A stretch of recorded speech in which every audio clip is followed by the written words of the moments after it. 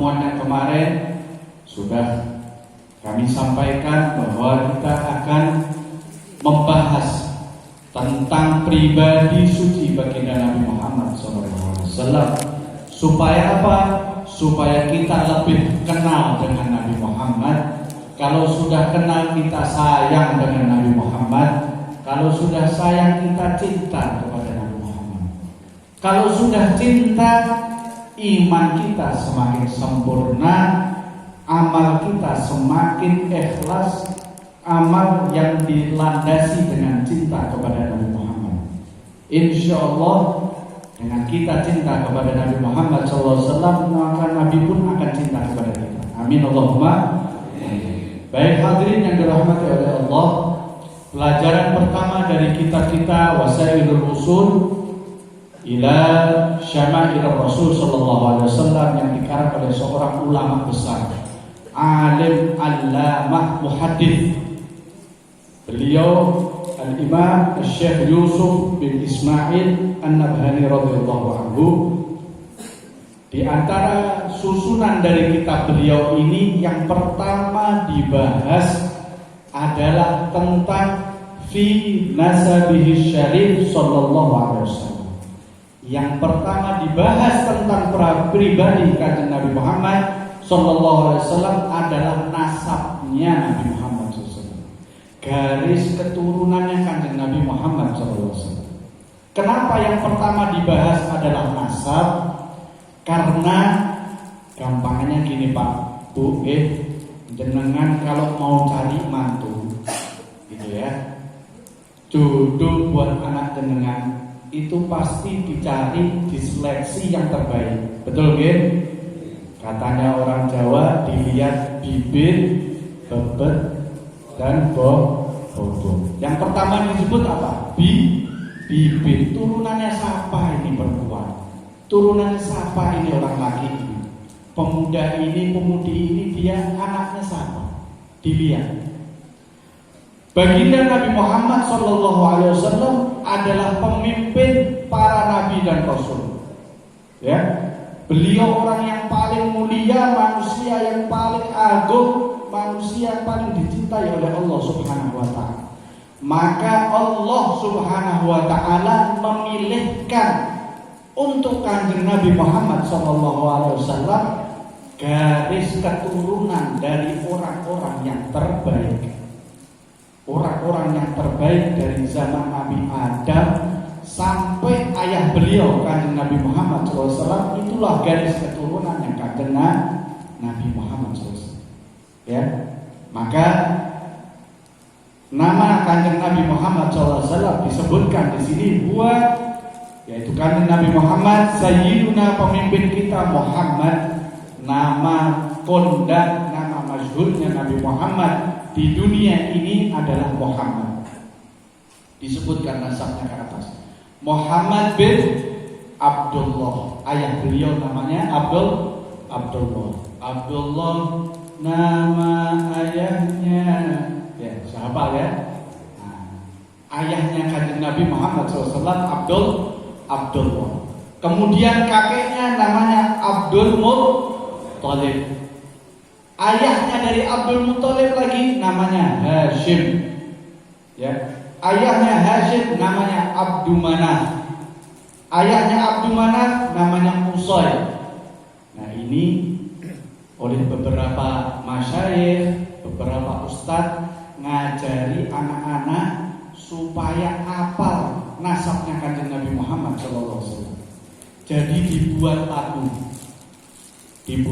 seperti lagu burdah.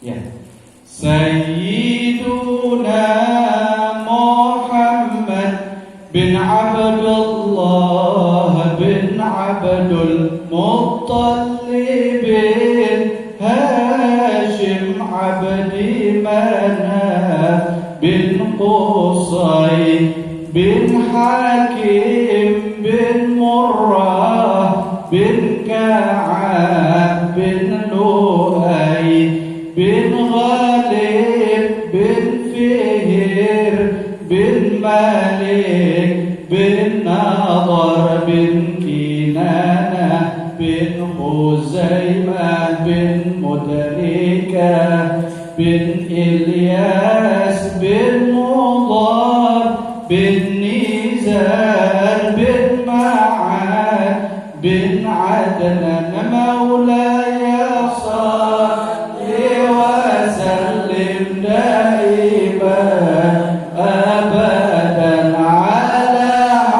habibika khairil khalqi kullihim. Insyaallah ya.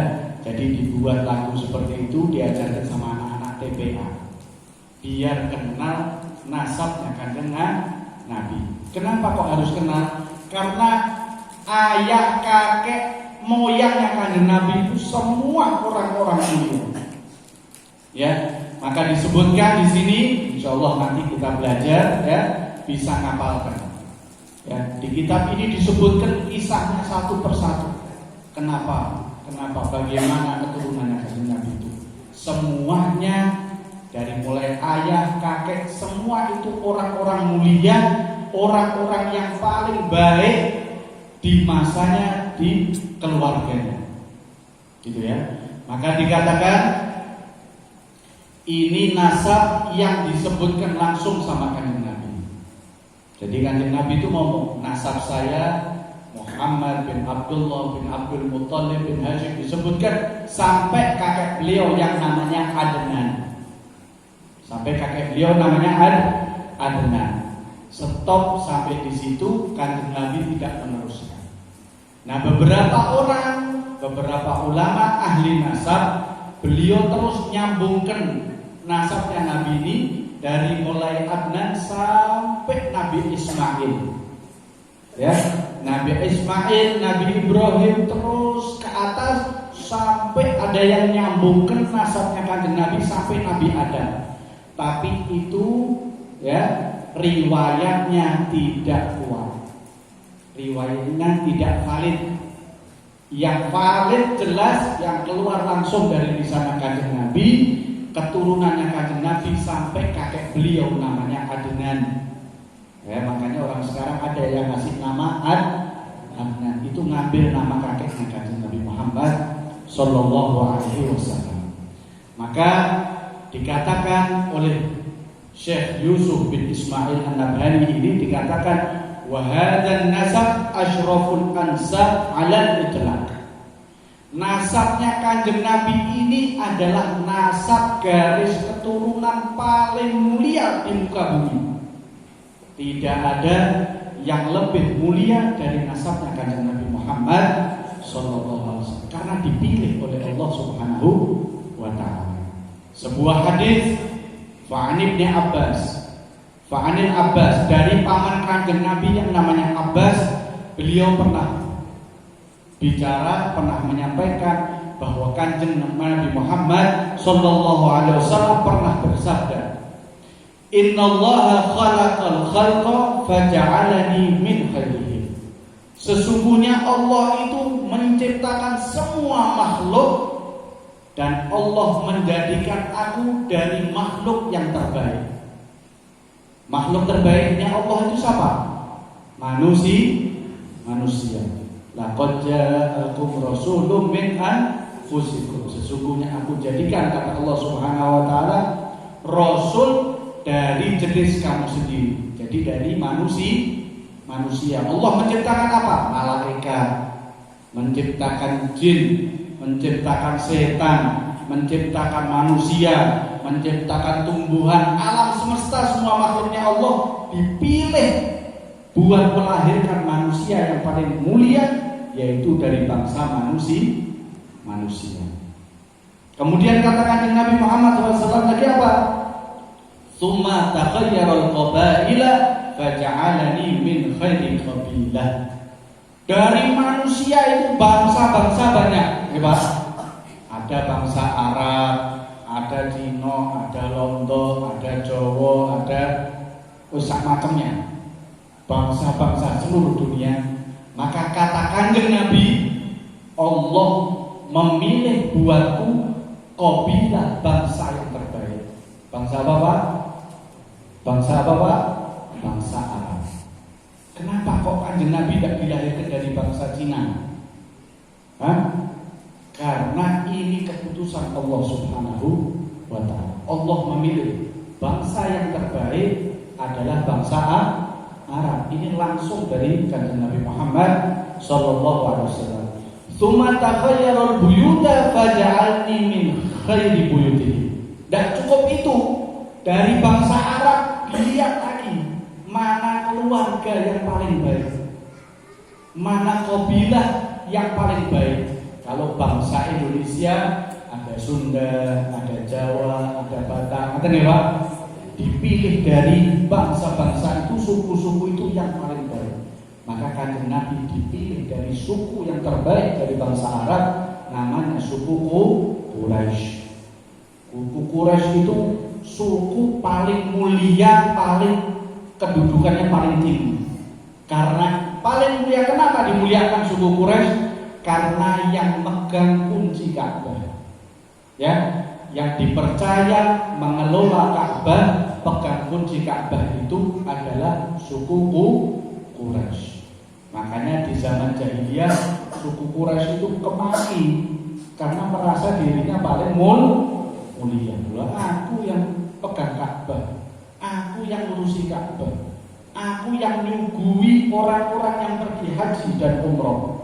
Jadi haji dan umroh itu syariatnya siapa sebetulnya? Syariat dari syariat sebelumnya Kanjeng Nabi Ibrahim alaihis salam. Nabi Ibrahim agamanya turun diamalkan Nabi Ismail, anaknya sak keturunannya Nabi Ismail itu bangsa Arab, semua haji dan umroh. Nah, yang nyugui, nyiapkan air Zam-Zam, ngasih makan orang-orang yang pergi haji umroh di masa itu, ya keluarganya Kanjeng Nabi Muhammad SAW. Ya. Kemudian fa ana khairuhum nafsan wa khairuhum baitan. Maka Kanjeng Nabi menutup hadisnya katanya apa? Maka aku ini adalah pribadi yang paling baik dan keluargaku adalah keluarga yang paling baik. Kanjeng Nabi sombong kan? Bukan sombong Kanjeng Nabi. Kanjeng Nabi itu ngasih tahu kita. Kanjeng Nabi ngasih tahu pemahaman kepada kita. Kemudian hadis yang berikutnya wa Wa'ilah bin Al-Asqa radhiyallahu taala anhu, beliau meriwayatkan bahwa Rasul sallallahu alaihi wasallam pernah bersabda, sesungguhnya Allah Subhanahu wa taala memilih dari anak-anaknya Nabi Ibrahim, yaitu Nabi Ismail. Ya Pak, Bu, halo, masih kesang ya Bu? Insyaallah, alhamdulillah. Nabi Ismail ini putranya berapa Pak? Putranya berapa Nabi Ismail? Yang kita tahu putranya Nabi Ismail cuma dua, dari istrinya Siti Sarah dan Siti Hajar. Nabi Ibrahim nikah sama Siti Sarah lama tidak punya anak. Akhirnya nikah dengan Siti Hajar. Setelah nikah sama Siti Hajar punya putra namanya Nabi Ismail. Setelah punya putra Nabi Ismail, istri pertamanya punya anak ternyata. Dikaruniai Allah akhirnya punya anak namanya Nabi Ishak. Nabi Ismail menurunkan bangsa Arab, Nabi Ishak menurunkan bangsa Bani Israel. Ya, para nabi itu banyak dari bangsa Bani Israel, itu turunannya Nabi Ishak. Ya. Kemudian Nabi Ibrahim nikah lagi sama dua perempuan lagi. Jadi istrinya Nabi Ibrahim 4. Jadi orang mulia di agama kita itu, orang yang paling mulia biasanya istrinya lebih dari satu. Kita ada ibu. Ya, dengan pengen bojonya mulia ada Nabi Muhammad SAW, ya. Nabi Ibrahim istrinya banyak, lebih dari satu, supaya keturunannya banyak. Ini ngambek nanti ibu-ibu saya bilang, ya. Kemudian dipilih oleh Allah Subhanahu wa taala. Total anaknya Nabi Ibrahim ada 13. Dari 13 putranya Nabi Ibrahim, mana yang paling soleh, mana paling ganteng, mana yang paling hebat, akalnya, kepribadiannya, dipilih oleh Allah untuk dia nanti yang menurunkan kanjeng Nabi Muhammad sallallahu alaihi wasallam. Maka Allah memilih dari anaknya Nabi Ibrahim, yaitu Nabi Ismail. Wastafa min waladi Ismail bani Kinanah. Terus Nabi Ismail punya keturunan bani, dipilih yang terbaik namanya Bani Kinanah, bangsa Arab. Dari Bani Kinanah, kata Rasulullah SAW, dipilih oleh Allah namanya suku Quraisy. Itu tadi. Dari suku Quraisy, wastafa min Quraisy Bani Hashim, yang paling mulia dari suku Quraisy itu keluarga Bani Hashim. Ada Bani Abdul Muthalib, ada Bani Hashim, ada Bani banyak. Yang dipilih yang paling mulia, paling lembut akhlaknya, paling sopan, paling menjalankan agama paling bagus bangsa Arab adalah Bani Hashim. Kemudian wastafani min Bani Hashim, kata Rasul. Maka aku dipilih oleh Allah dari Bani Hashim. Yang terbaik dari Bani Hashim yaitu baginda Nabi Muhammad sallallahu alaihi wasallam. Pokoknya Nabi itu pilihan, best of the best, pilihan dari segala macam pilihan. Satu hadis lagi dari Sayyidina Abdullah bin Umar mengatakan bahwa Rasul sallallahu alaihi wasallam pernah bersabda, "Innallaha ikhtara khalqah." Allah memilih seluruh makhluknya. Fakhtara minhum bani Adam. Tadi sudah ya, hadisnya hampir sama ya. Dipilih makhluknya Allah yang paling baik Bani Adam. Siapa Bani Adam? Manusia. Cuma ikhtara bani Adam, fakhtara minhumul Arab. Dari Bani Adam dipilih bangsa, yaitu oleh Allah dipilih bangsa Arab. Summa ikhtara al-Arab, fakhtara minhum Quraisy. Dari bangsa Arab dipilih suku Quraisy, adalah suku yang terbaik. Summa ikhtara Quraisyan, fakhtara minhum Bani Hashim. Dari Quraisy dipilih lagi namanya Bani Hashim. Summa ikhtara Bani Hashim, fakhtara. Setelah dipilih Bani Hashim, disortir lagi sama Allah, difilter lagi, yang terbaik adalah kanjeng Nabi Muhammad sallallahu alaihi wasallam.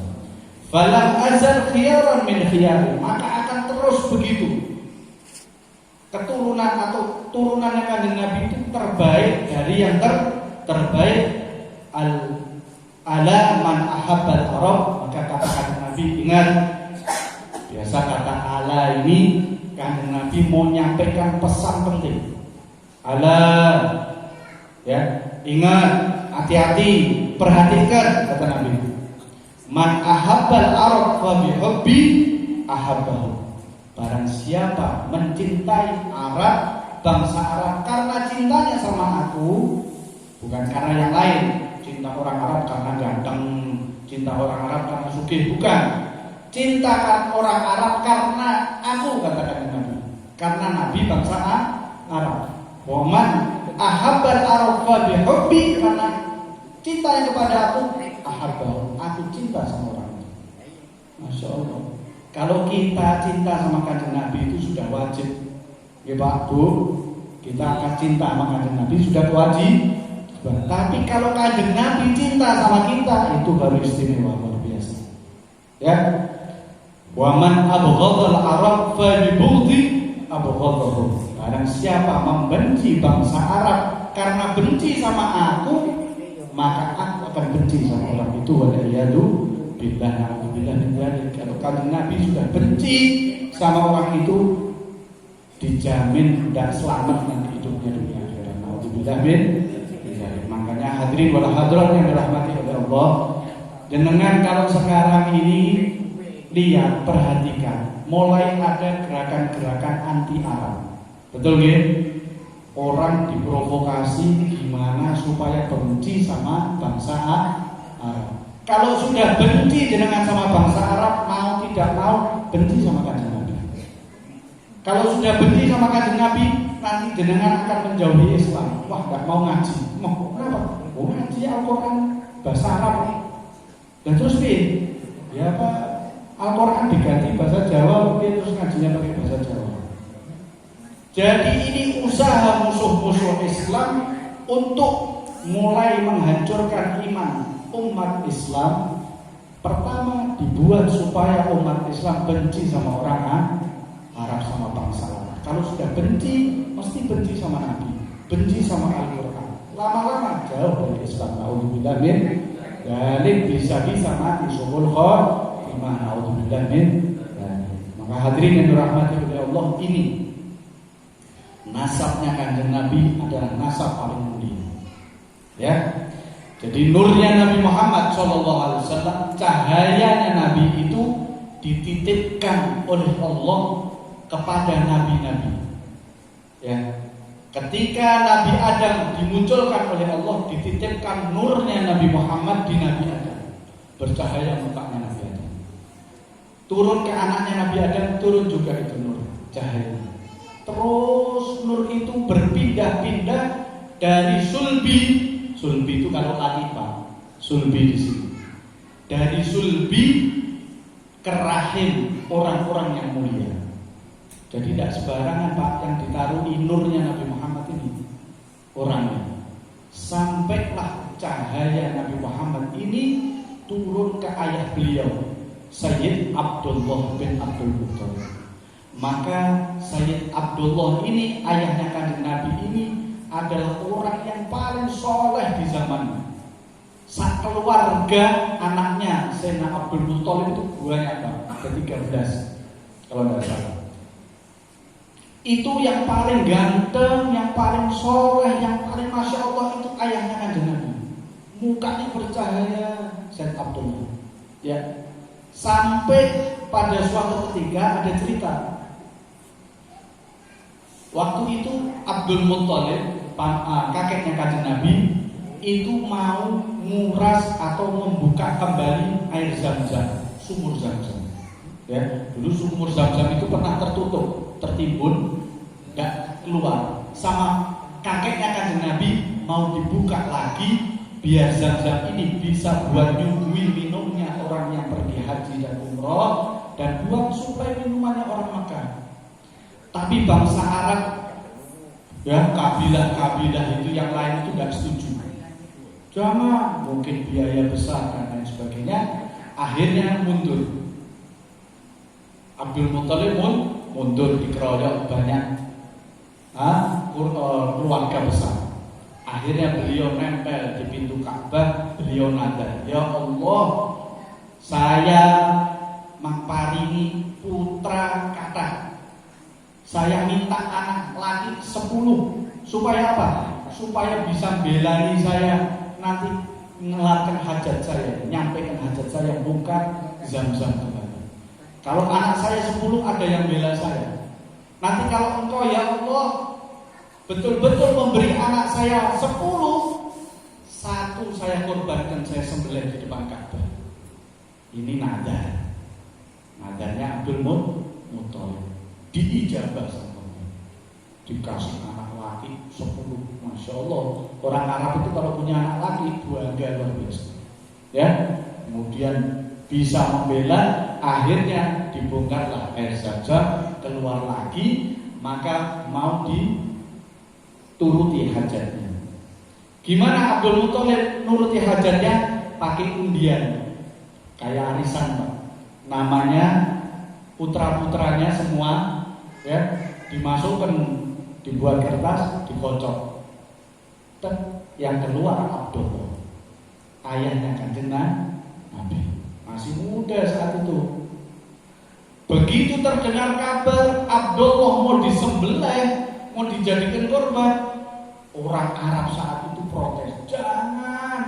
Jangan Abdullah. Kenapa? Anakmu Abdullah itu paling luar biasa, akhlaknya paling mulia, paling ganteng, paling soleh. Jangan yang lain, woi. Kok tidak bisa?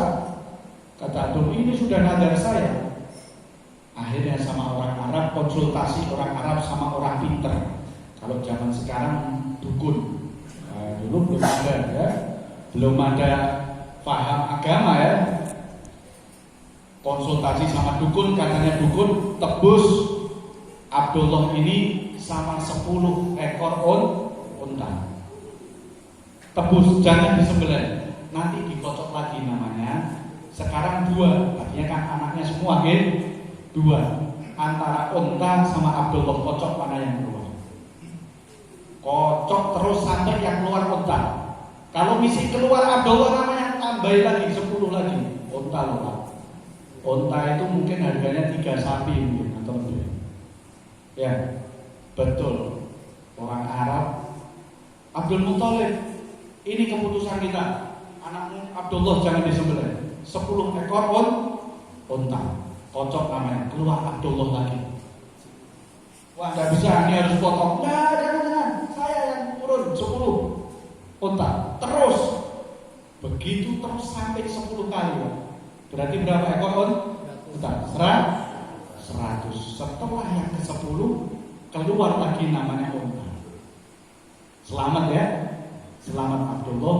Maka 100 ekor unta itu oleh kakek beliau Abdul Muthalib enggak dia masuk kandang, Pak. Kalau kita 100 ekor unta badi ya. Enggak, potong semua. Potong dimasak buat bancaan sak Mekah. 100 ekor unta. Begitulah keluarga Nabi. Semuanya orang-orang dermawan. Sidik-sidik potong unta, potong sapi, potong kambing buat bancaan, senang ngasih makan orang. Maka ayah beliau ini Abdullah adalah orang yang diselamatkan dari penyembelihan. Maka kanjeng Nabi itu apa? Dibilang ya Muhammad, ya Rasulullah, engkau ini keturunan dari 2 orang yang mau disembelih. Betul kata kanjeng Nabi. Dulu mbahnya Nabi Ismail kan gitu juga, mau disembelih tidak jadi diganti sama Allah. Ayahnya begitu juga diganti oleh Allah Subhanahu wa ta'ala. Maka Sayyid Abdullah ini yang ketitipan cahaya nurnya kanjeng Nabi disenangi sama semua orang. Sampai ada satu perempuan, ya, perempuan Yahudi ya. Jadi Yahudi itu ada di Mekah saat itu. Perempuan Yahudi dari keluarga orang yang pintar baca kitab Taurat. Jadi di kitab Taurat itu Pak sudah ada tanda-tandanya Nabi akhir zaman itu ada. Nanti akan keluar Nabi akhir zaman namanya Ahmad. Ciri-cirinya seperti gini. Cahayanya seperti ini, maka mereka orang ahli kitab itu bisa baca. Oh, di Mekah ini. Ya, dari keterangan yang lengkap, tanda-tanda ini di Mekah. Maka si perempuan ahli kitab tadi melihat ayahnya kanjeng Nabi, ini pasti ini bapaknya Nabi. Sudah tahu tuh, karena dia cahaya. Dirayu saya tahu. Setiap lewat dirayu, dijai, berbuat yang tidak baik, digoda sampai luar biasa digoda karena orang soleh, gitu. Sayyid Abdullah ini tidak mau. Ya. Saya yang haram tetap haram di agama saya. Jadi bangsa Arab itu dulu tetap menganut agamanya Nabi Ibrahim. Namanya Dinul Hanif. Ya, agama Hanif itu agamanya Nabi Ibrahim. Akhirnya Nabi Sayyid Abdullah tadi menikah dengan ibunya kanjeng Nabi, namanya Siti. Halo. Ibunya kanjeng Nabi siapa Mas? Siti Aminah binti Wahab Az-Zuhriyah. Ketika menikah dengan Siti Aminah, maka nur cahayanya Nabi Muhammad SAW ini pindah ke rahimnya Siti Aminah. Siti Aminah orang Madinah. Setelah nikah di Madinah, Sayyid Abdullah kembali ke Mekah. Sampai di Mekah kembali kelihatan perempuan ini tadi yang suka goda si ahli kitab. Melihat Abdullah melengos, kok gak kayak biasa. Biasa kalau saya Abdullah lewat, dia langsung dandan, maca, nego, merayu. Ini kok melihat kok langsung melengos. Ditanya sama saya, kalau gak salah namanya Utaibah itu siapa? Kenapa kamu suka goda saya? Ya, kamu suka dekat, kepengen dekat sama saya, kok sekarang kamu melengos lihat saya? Ketawa nih perempuan. Kata dia, kamu pasti sudah nikah. Loh, kok tahu katanya? Apa baca di koran? Nah, apa mungkin ada broadcast Facebook? Tidak ada ya. atau sudah nikah? Kata Syekh Abdullah. Iya. Cahaya yang ada di wajahmu sudah tidak ada di dirimu lagi. Jadi cahaya Kanjeng Nabi sudah pindah ke sulbi atau ke rahimnya Siti Aminah saat itu. Nah, begitulah yang ditunjukkan oleh Allah Subhanahu wa taala. Rahasia-rahasia kenapa Allah menyelamatkan Nabi Nuh alaihi salam. Karena di diri Nabi Nuh saat itu ada nurnya Nabi Muhammad SAW. Kenapa Nabi Ibrahim diselamatkan dari kobaran api? Karena di situ di dirinya Nabi Ibrahim ada nur Kanjeng Nabi Muhammad SAW. Maka kita orang-orang yang Muslim saat ini beriman mahabbah sama Kanjeng Nabi, disebutkan orang yang mengamalkan satu saja sunnahnya Kanjeng Nabi ditimbulkan cahaya di hatinya. Nah, coba kita ini sudah mengamalkan sunnahnya Kanjeng Nabi apa? Kalau ke kamar mandi ngapunten Pak, berdiri apa jongkok Pak? Kalau berdiri masih belum mengamalkan sunnah. Masuk kamar mandi kaki kanan apa kaki kiri Pak? Baca doa enggak Pak? Nah, gimana caranya ceboknya Kanjeng Nabi? Itu semua diamal. Sunnah-sunnah itu yang sepele itu semuanya adalah membuat cahaya nur di hati.